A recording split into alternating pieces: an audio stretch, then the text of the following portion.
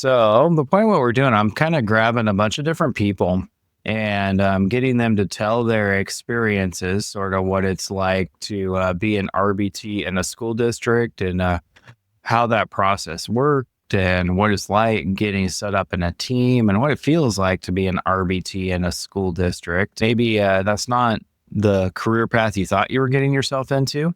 Maybe you thought you were doing something else and how it is you actually ended up there doing that thing.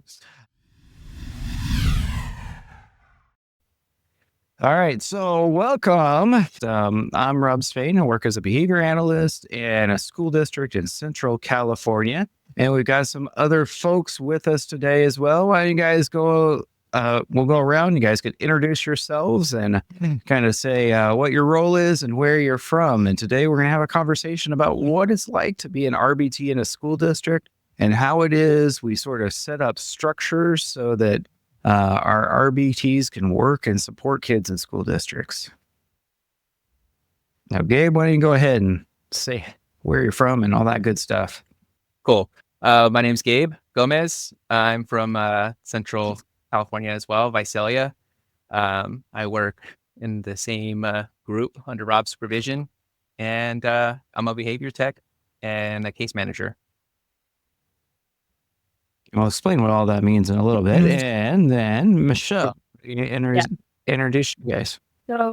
So I'm Michelle Turbin. I've been a behavior specialist in San Leandro Unified School District for about 10 years. I also run an agency, Second Star Behavior Services, but right now we've sort of restructured and we're doing a little bit of all of the classrooms. And Liza is one of our oldest behavior techs, not in years, but in experience.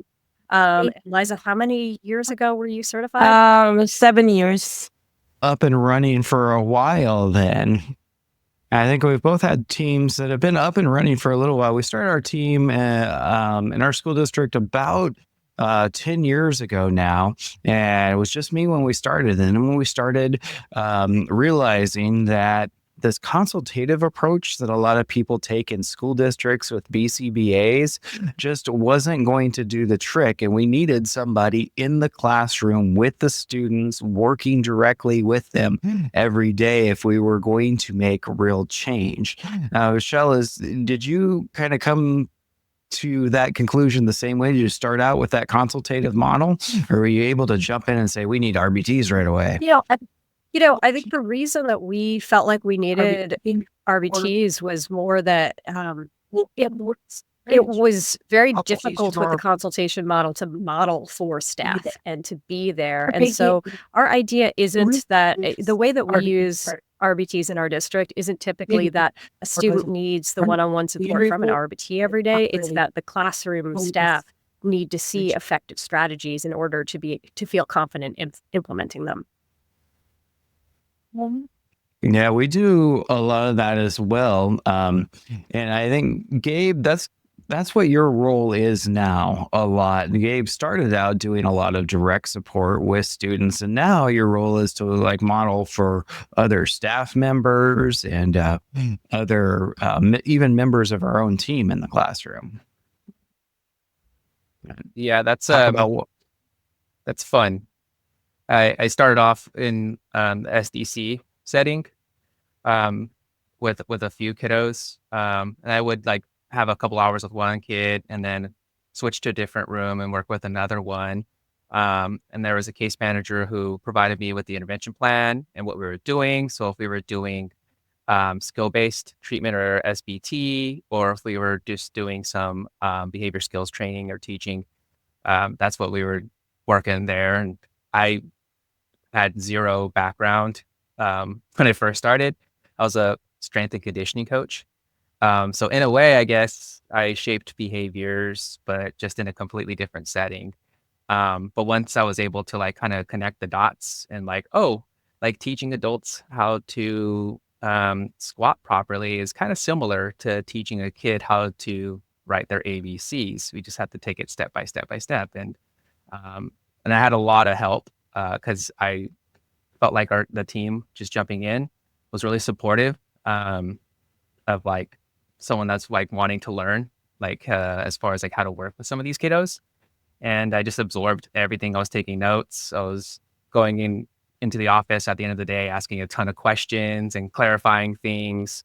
So the onboarding process, just joining the behavior team, was really unique. I never once felt at the beginning or even now that I just don't have the support. Like I'm able to ask questions and clarify things, shoot Rob an email or other supervisor Crystal an email, or just pull them aside and they're able to just boom, answer some questions and collaborate. And if we don't know, then it's time to schedule some one-on-one time to take a look and see what's going on. So my experience, like just jumping into something that was new, was really, really positive. And the feedback, getting like in time, like real time feedback, was really helpful in my learning process as well. I do really good when I'm able to see like it modeled for me, and then I can practice it and implement it. So it was really, yeah, my experience joining from, like I said, the strength and conditioning world to education and working with kids. It was a big jump, but it didn't feel like too uncomfortable for me. And Liza, how did you get here? Because you've been here doing this for 7 years ago. I was saying it was 7 years ago. Yeah. Not too many people even knew what a registered behavior technician was. How did you turn into one? I didn't know also about being an RBT. I started as a counseling enrichment mainstream CM, and then Michelle. I saw Hold Michelle on a second, one guys. time. Michelle, start And over. I think Michelle had to mute while you're doing that. yeah, we have in our district we have this free training for behavior technician, and I met Michelle during that time. She encouraged me to be an RBT in our school district. So while in training, also we the district paid us, and that's how I started, and I like it. So I stayed in being an RBT. Good. So And you were Liza, already what was part of your the school experience district? before? Sorry. Yeah, at first actually it was really hard because I think the difficulty in our job is like mostly in dealing with the adults because we have I don't know if Gabe can relate to that because as you know, you said we have to model for them on what the strategy that we should do, and yeah, it's hard to that's the hard part about our job, dealing with adults, especially with the teachers and the staff inside of the classroom. Yeah. My running joke is that the kids are the easiest part of the job. Yeah, that's true.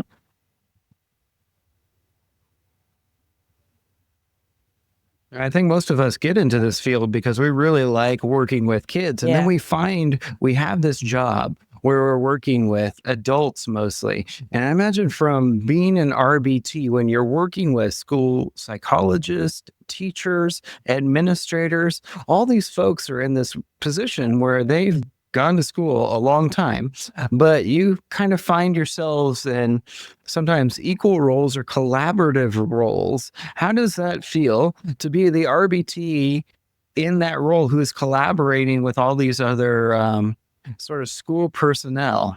Are you asking us, or is this for Lisa? Either one of you guys. I don't know. I would imagine that feels overwhelming, but maybe it's not so bad. Maybe it's easy. You tell me. Yeah, I mean, for some of these like severe problem behaviors like aggression or say like elopement, it can be challenging because I feel like the teachers are like, we don't know what to do, especially when you have a class of like 30 kids and like you got one that has these behaviors, but I kind of keep the main thing, as far as like this kid just learns differently, and we're trying to meet him where he is, and in the process, like teach them some skill, he or she is, and teach them some skill. And so I'm not necessarily like saying just focus on that one kid that has these behaviors, but just acknowledging that behavior and it matters. And yeah, it can be challenging sometimes, but what I will say is like over time, as we begin to implement the behavior plans, we do have frequent data meetings with the teachers to show how much improvement the learner is showing, whether it's a decrease in the challenging behaviors or an increase in the replacement behaviors and the skills that they're increasing in. We'll see that trend where, hey, they're not eloping in the class and they're starting to write their name on their paper. So it's really great for the teachers to see those behavioral changes and those skill increases. And so, yeah, I just think a lot of the challenges regarding like modeling for the teachers and seeing trying to implement the plans comes with them also seeing like the plan working and generalizing it not just the tech but themselves as well. And one of the things I think we get into is the difference between giving someone a fish and teaching them how to fish, right? Is that oftentimes when Liza goes into a classroom and she's effectively working with a student, they just expect that is the service and that it doesn't have to extend outside of the time that she's spending with the student.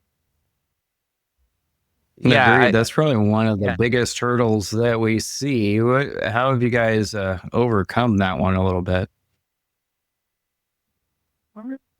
You know what, Liza? I think maybe APE is a really successful place. We have this really cool program here, and I'm going to have Liza talk to you more about it in a second. But it's an adapted PE class, but the woman running it has the APA teacher actually has student volunteers that are gen ed students, and they're learning how to work with individuals with special needs within the confines of the classroom. And so, Liza, can you talk about some of your work with the other gen ed students in working with our students? Yeah. So some of the general students, we call them student coaches. So we modeled to them how we're gonna handle the students. And since they are students, the students from the severe class are mostly connected with them because they are also students. I think that's a good part about it. So we are telling them or like training them how to handle these students effectively, and I think it works in a good way.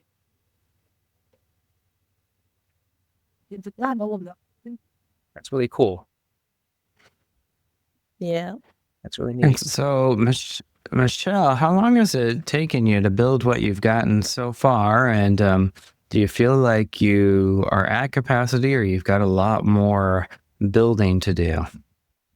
So Liza is one of many, not many, but we probably have about 12 RBTs in the district, and some of them provide intensive individual support for students, and some of them are floaters. Liza's a floater at the high school, but then we have floaters on other campuses. And I think that it's where it's working, and it's a really good thing. But we have, there are a lot of variables. We need behavior techs who are skilled at making decisions in the moment, and the difference between qualified to be a behavior tech and having the experience to really make an impactful difference is huge. So there are places that we've got teams that are working really well, and places that we need to work on it. But I think that how long? The question was, how long has it taken to get here? About 7 years. Yeah, it takes a while. And I was trying to figure out a little while ago, how long does it take for an RBT to become kind of good at what they're doing and both competent and confident in the role? And I think it's somewhere around 2 years. How does it feel to you guys that have been doing it? I still feel like I'm a white belt. I just keep that mentality because there's so much to learn. There's so many different resources and the terminology and data, just collecting it and making sure like we're measuring it right. There's just so much to learn. This is my third school year, and like I still feel like I have a lot. I know a lot, but I still feel like I have a lot to learn. And the kids, like they're constantly teaching me new things. Whether it's like whatever hip lingo they're saying, or there's their behavior and how it's influenced by their environment. Just I'm just continuing to learn more and more, but I think I agree. Like around the 2-year mark, I'm like kind of starting to develop a little I guess behavioral momentum when it comes to like me getting some things, and so yeah, I agree, Rob. About 2 years. Can I say something? Because I want to share something with one of the student coaches. She told me that she observed that I really like my job and I'm enjoying it. So yeah, actually, yeah, I am enjoying it. Even my kids, I'm telling them that I really like what I'm doing. And one of the things I told them, I said, if I win a lottery ticket, I think I still want to do this kind of job because I really enjoying helping the kids. So as far as the students, I think it's like an ABC for me. All behavior are communications for me. So I'm still learning also, even though in this job for 7 years, I'm still learning from them, and I like it. When you Yeah. keep on learning, it's like it's nonstop. So I don't get bored.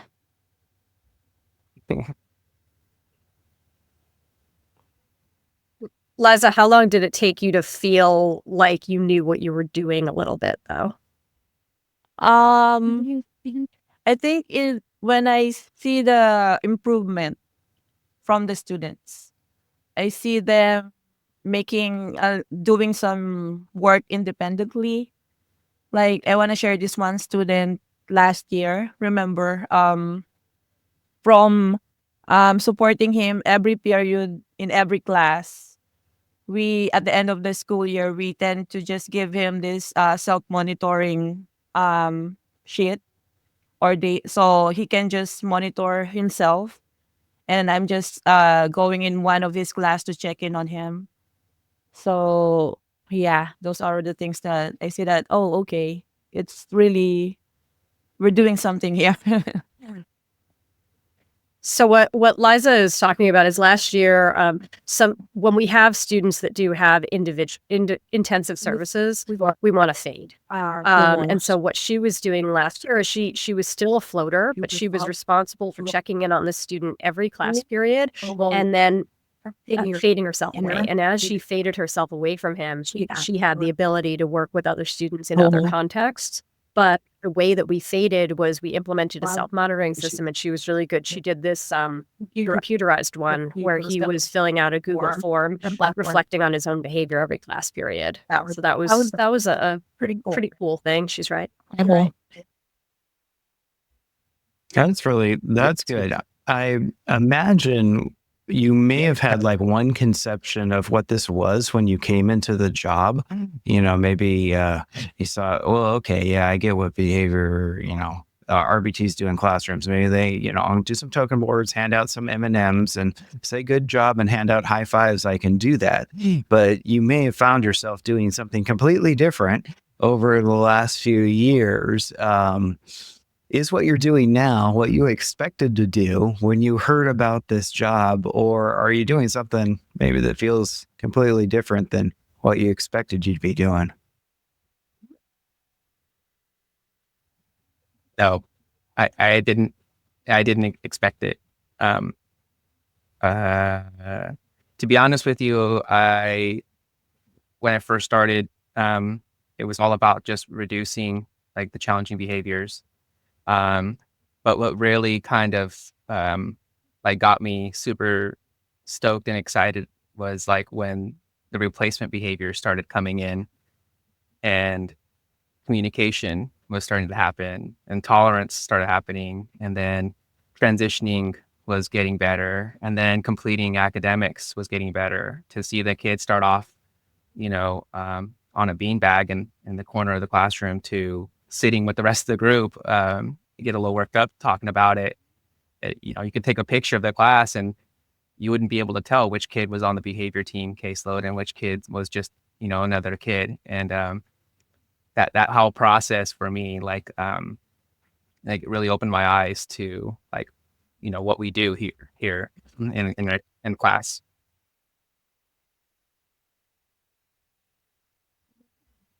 Hey, you guys mentioned something just a little while ago that is probably one of the biggest challenges, I think, working in a school-based setting.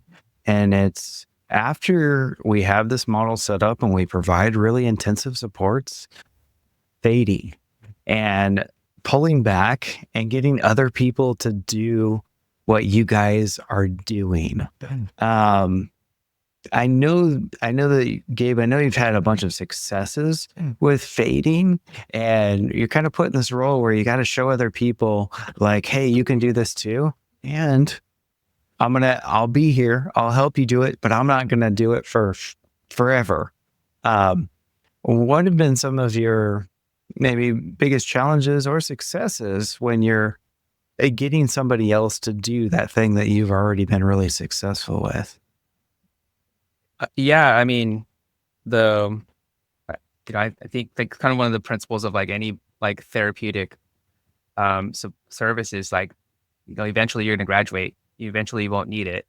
And so one of the challenges is just the immediate panic from school staff or maybe admin, like, wait, you can't go anywhere. Like, you work so well with this student. I just started dating with another kid at a middle school setting, and his goal was no fighting, no fighting for like one grade period, and he met that goal. And so we're like, great. So we're gonna start the faith process. Wait, the panic. So the challenge is like part of the challenge is like communicating that, and maybe we can do more of like front loading that process, like front loading that concept when we begin this whole process. Like the goal here, our aim here is to begin an intervention and then eventually fade our support and let the school kind of step in and continue that process. So that's like one of the challenges.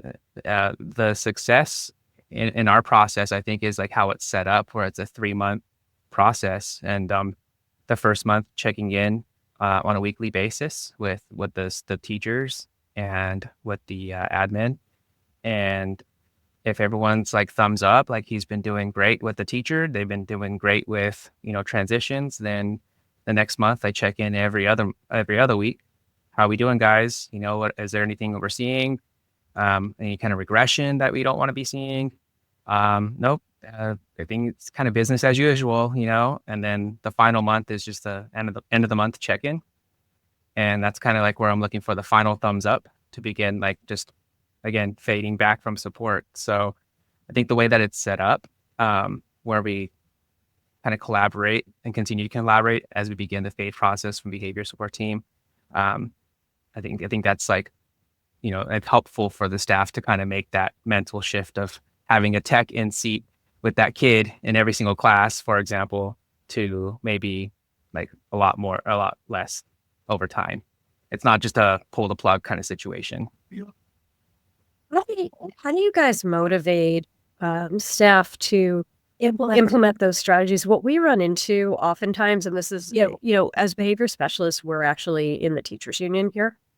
And different school districts do that differently, but Liza is also in the union that our professionals are in. And so sometimes, it's very delicate, because if we give directives, then they're not going to follow through on them. How do you manage that and motivate staff?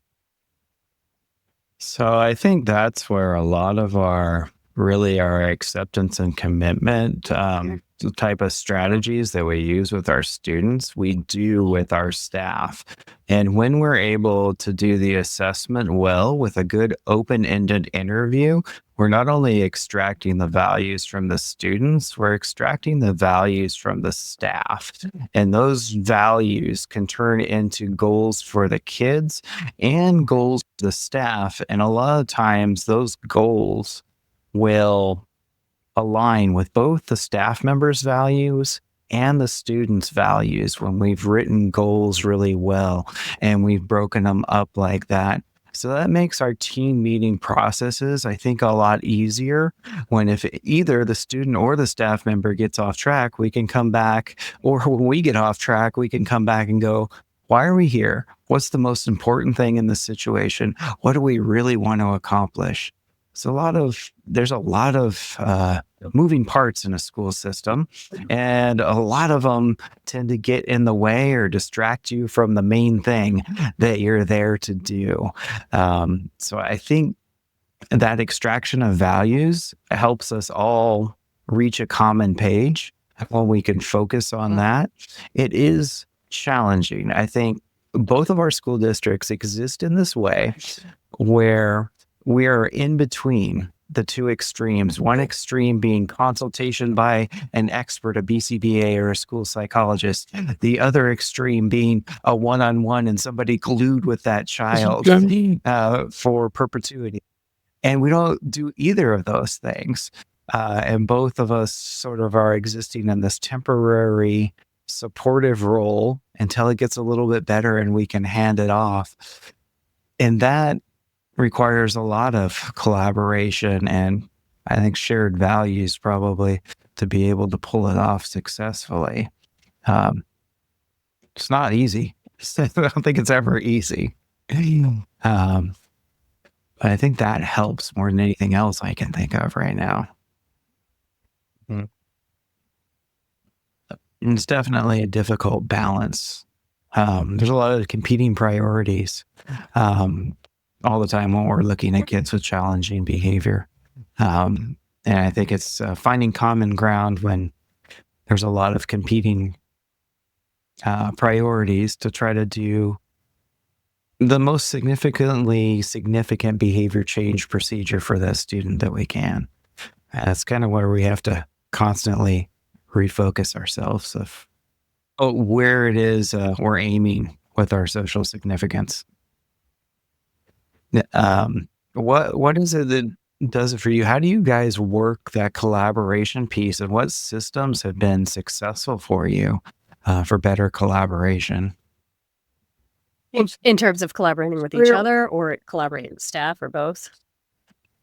Well, I don't know. Maybe if we do it right, there's not a distinction between those two. But how do you build better collaborative practices? Like, I think the challenging part is like we're this outside thing going into somebody else's classroom where they've got complete control of the situation, and now we're in some ways a foreign entity invading their space. How do you guys navigate that in a way that works? I think it depends on the classroom team and the student. The student that we were talking about fading and putting on a self-monitoring system last year, that was really successful. I sent an interview form to all of the teachers once a month, and so we didn't. Nobody has time. We didn't have time to really collaborate. I'm jealous of the time it sounds like you have to collaborate. But this form kind of cut through some of that. In that they were able to say, it was an interview form that said, do you feel like support is adequate? Are there times that you need more support? Are there times that you need less support? And from that, Liza and I were able to check in and sort of modify what we were doing. I think that in some classrooms it can be less successful. There are times where the teacher has inherited an IEP from the year before, and there isn't as much buy-in, and we still have to go in and serve those students.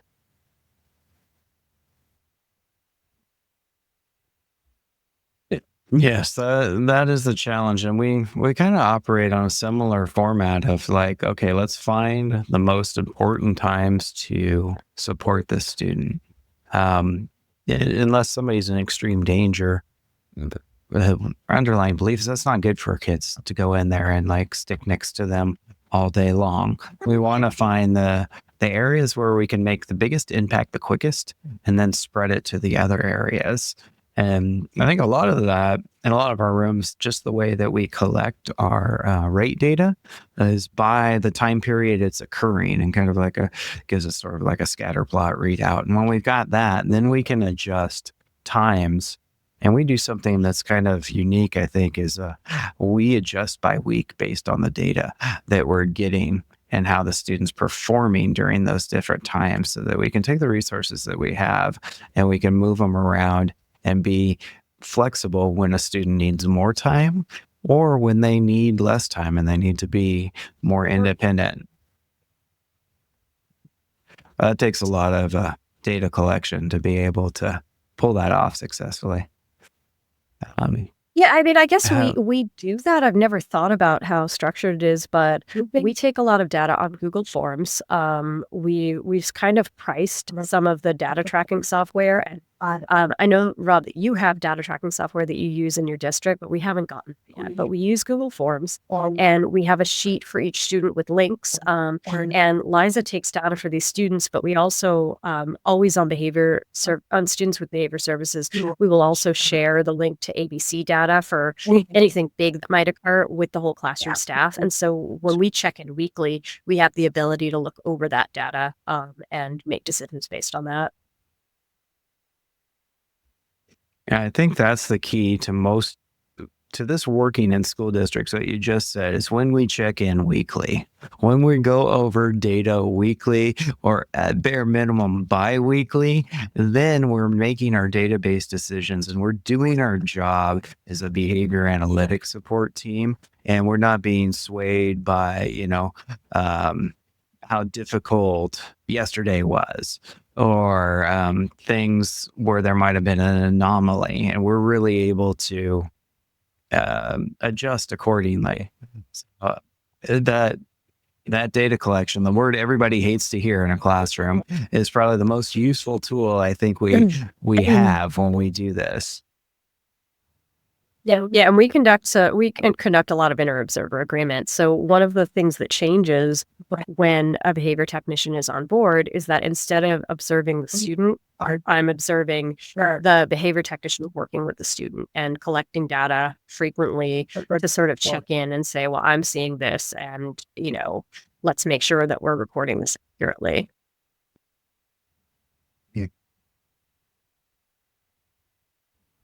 Hey Liza, how does it feel to always be observed?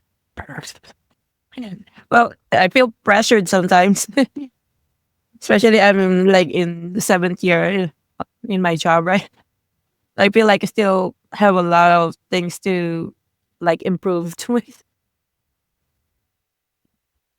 So do you appreciate the observations? I do, because sometimes even though I know what I'm doing already, but still I made mistakes. I'm still human. So, and it's good that there's another person to watch me if I'm doing it correctly.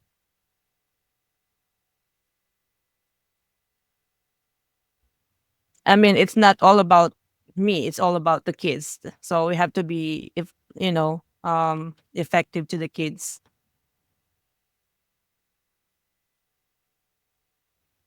I've always liked supervision. I know some people are scared, maybe get a little timid because, you don't want to make it seem like you don't know what you're doing. That's like that fear, right? It's, but then you look at it like, am I trying to escape this? Am I doing exactly what the kids that I work with are doing by trying to escape this or avoid it?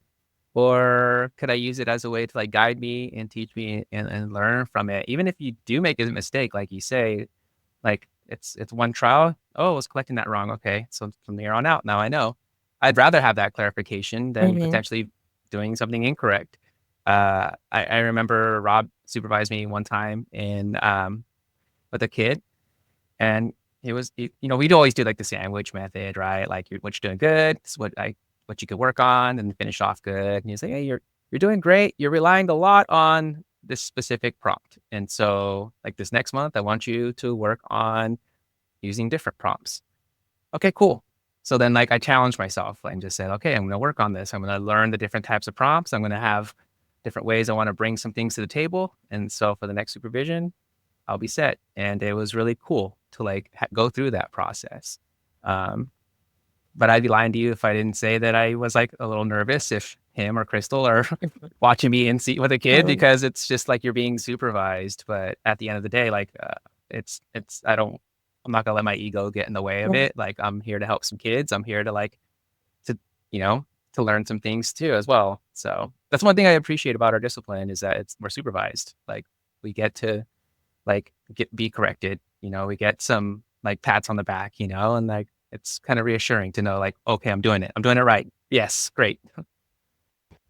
And on the other side of the coin, sometimes Liza comes up with ideas based on her more intimate knowledge of students. And it's not necessarily, I mean, she's, you're always collecting data even when you're not. You're always doing a reinforcement inventory on the back burner. And so sometimes she has ideas and all, in our meeting, it'll be, well, I think the student should be doing this, that, and the other thing. What do you think? Oh, yeah. Great idea. Please do that. Right. It makes my job a lot easier. And I think it makes the services to our students more effective because overall we know them better when we're implementing these strategies. Yeah, the key to doing all this is to have a really good collaborative team. And there are so many different team members when we're in school districts. It's so much different than where a lot of our discipline operates when there's just fewer people involved in the students' programming. So I think our collaboration skills in the school district have to be really good. And I know that's one of the things that we've really worked on. This year, my favorite tool for collaboration. And Gabe, you can tell me how you feel about it. I'm not sure everybody was totally excited about this when I first introduced this. Was a lot more video. Like, show me what you're doing with this kid. Show other people that are going to work with this kid what you're doing, and let's watch the video together, and then we can learn a lot more. Show a lot more video at team meetings so we can really understand what's going on. That video, I think, has been a really helpful tool. Yeah, the learning groups, breaking that into different treatments that we've been implementing, thought that was really cool. And again, like coming from the CrossFit background, we would record our athletes and then slow down movements and kind of see where something kind of went wrong in the movement chain. And so I kind of looked in a similar vein there, he was precursoring and I didn't catch it. And so that's why some behaviors may have escalated or not. And so, but also like even making sure that we're implementing, we do like a lot of SBT, skill-based teaching or treatment, and where we can like get a behavior chain and link them together. And but it has to be done correctly. And so being able to kind of walk through those steps step by step and getting some feedback from Crystal and Rob like has helped people like pick that up quicker. I feel like when we first started it was like, is this it? Could this be an acceptable response? But there's like the education and the videos and like doing like more teaching with us, like kind of really helped to elevate the level of fidelity we were seeing in that particular program for some students. And I see like a lot of like the RBTs, like little light bulb moments, like, oh, that's why. Okay, that makes a lot of sense. Or I didn't think about it that way. Or I didn't realize I could shape this skill this way. So yeah, I thought it was cool. I like it. Yeah. And Rob giving challenges. Yeah, I think yeah, that was helpful. Oh yes, yes. We'll do that. We set everybody up in small groups, and we have them demonstrate a specific skill with a student, then take video of it and show each other. I think that's been one that people were a little bit wondering about when we first started that, but the video I think has been a helpful tool for getting everybody's skills to sort of match and have common operating procedures when we can see them, not just have them written down in lists. That gets worked. Yeah, I mean, I think in prior years, it's been overwhelming since I think that I've spoken to a lot of behavior specialists and RBTs in a lot of different school districts, and since the end of the Still there, I pandemic, lost you. it seems like needs have sort of exploded. But I think in previous years, and Liza, maybe you could speak to this a little more, but we've done a really good job, not this year so much, but there have been years where we've come together as an RBT cohort and we've done some of these trainings and just doing things like, making games of it, doing Jeopardy of behavioral concepts and reminding everyone of things that they may not have used in a while, different strategies coming together and talking, and can be very effective and helpful. Did you find that, Liza, when we were doing check-ins with regular trainings as a whole group, were there things that you liked about that were helpful? Yeah, actually, it refresh your trainings. Actually, I remember that going to that training. So and also meeting new people in the trainings helped me to grow better in my job right now. Sorry, I'm blocking out right now because I had a flu last week, and that's why I canceled the meeting last week. My whole family was really sick last week, and I'm not really better yet. And my mind is like blacking out like right now. It's quite okay. We're recording this, right before a break, when I think in schools, we all tend to take a little mental vacation a few days before we take a physical vacation. That's okay.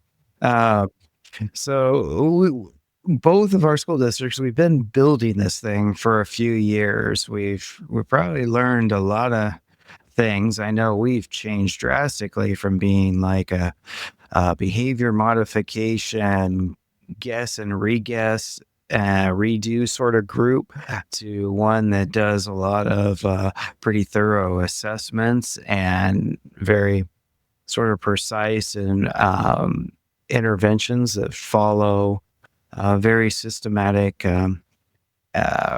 interventions. Like they follow protocols much more than we were doing. It's not we started out, I think, as the throw the spaghetti against the wall group and see what sticks, to a group that is a lot more systematic in the way that we train and the way that we do interventions.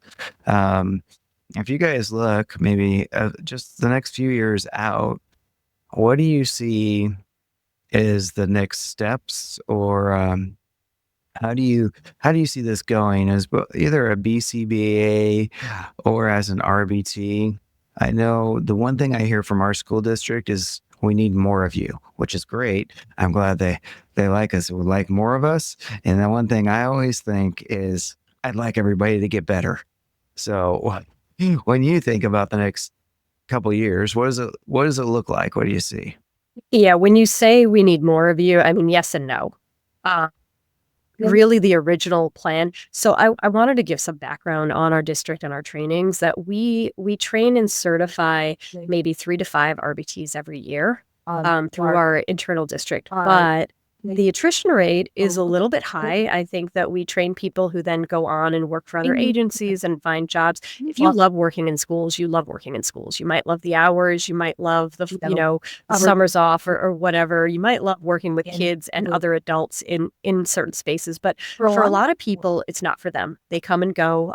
We will, we're happy to train people because we think that more people need training. It helps our kids, even if you don't complete the training, it helps our kids if you get some of it, if you get some of that background knowledge. But in terms of where we want to go from here, I think we want to look at the things in the past that have worked and try to replicate those things in an ever-changing landscape. But the goal really, is to get everyone better at serving students. And so I'd like to see RBTs going more into training models where it's, Gabe, it sounds like you're in that training mode, but I think it's more effective to have paraprofessionals training paraprofessionals versus the training always coming from, top-down trainings are only so effective. And so more collaboration at that level, I think, would be great. But also, I just in having this conversation, I'd like to get back to doing the monthly check-ins, whole group with everyone in the district. I think that kind of support was really important for, I think that prevented some attrition. That the group that we have when we're really going strong on that are the group that are still here. Yeah, the position that RBTs are at in most districts, there's going to be, a fairly high degree of turnover. I think we've been fairly fortunate in the way that we've been able to set it up, and our location, I think, helps a lot. but it's hard to stick in a role that is this difficult. I think we have to recognize that our RBTs do something that's incredibly difficult every day, and they may not get recognized or paid to the degree that other people might get in a school district. And that may present a challenge for a lot of folks, but I think you're right, Michelle. The people that love working at schools love working at schools, and they're going to stick around working in schools.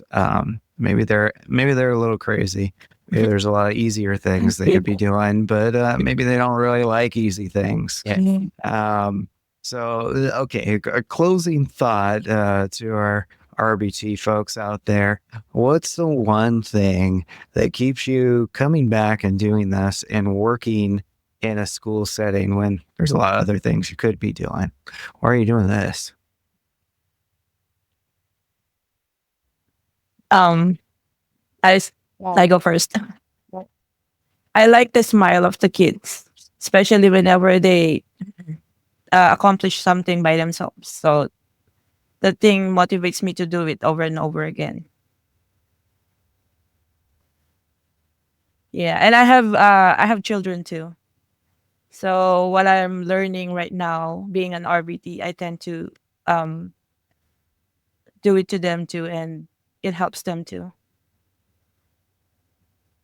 So those are the things that the reason that I'm still here in this kind of job. Yeah. It's the same thing for me. Seeing a kid go from some really challenging, severe behavior to winning an award at the end of the school year for character or for like most improved, and seeing them hold their certificate, mom and dad are crying in the crowd. I got to play a role in that, and it's like really, really rewarding. I too have three kids, three little ones, and one with a speech disorder. And so seeing some of that behavior, taking it home, like taking home like some of the tactics I learned at work and practicing with him, and his teacher's like, I don't know what's going on, but this your kid's been like really great at school. I'm like, thanks. So I'm winning, but yeah, as far as work is concerned, I don't think I've had a single day where I'm like taking a deep breath before I walk onto campus, like, no, I'm excited to like change behavior and teach some skills. So for me, it's the same motivation, like seeing these kids become more and more successful when I feel like a lot of other people gave up on them. Like for me, that's really, really rewarding. Yeah. I do want to touch on the parenting point. I think that's wonderful that you guys feel like you're better parents because of this. But when people ask me if I feel like I'm a better parent because I'm a behavior analyst, the answer is unilaterally no, because I know all the things I'm doing wrong. I'm still doing them. I'm still a human being, but I think that I analyze it a lot more. Yeah, Just wanted that. it's true though. The parenting and having kids, I think maybe what drives a lot of us. I know what drives me is like, what do you wish somebody would have done for you when you were at school and the weird kid who was spinning around in the back of the classroom? What do you wish somebody would have known and been able to do for you? And now I look at my kids and think, what do I wish somebody knew in their classroom is able to do for them? And that's what I want to be able to do for the kids that we see every day, to do the best of what exists, the best of what we know right now, to the highest level of fidelity we can do it. So, I think it's our group has shown us that, and sometimes we're a band of weirdos helping the rest of the weirdos. And I think that's great. Yes. And, there's such a variation in the human condition. I'm glad that we're able to help with the rest of the humans that maybe vary in a way that everybody's not quite equipped for. Yeah. All right. Awesome. Thank you guys for doing this. I don't want to take any more of your time. I'm going to stop the recording, but when I stop the recording, it's going to upload like a good video quality. So just make sure that your thing finishes uploading before you close your browser window. And then I'll have a high quality recording of everybody that I can like go back and edit and all that sort of stuff. So let me stop it right now, and then it should tell me. Let's see.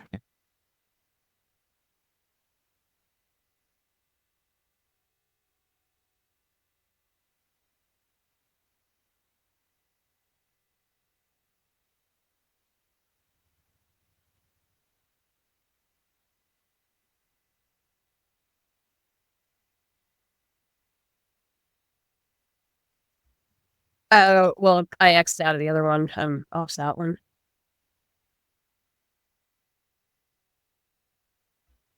Yeah, so this might be the correct one, hopefully.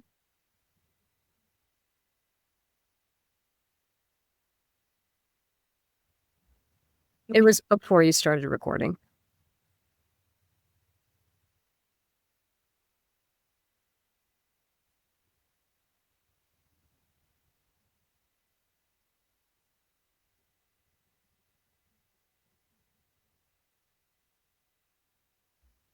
Nope. I don't see anything. Still says it's recording. Oh yeah, it is. There you go. Three, There we go. One.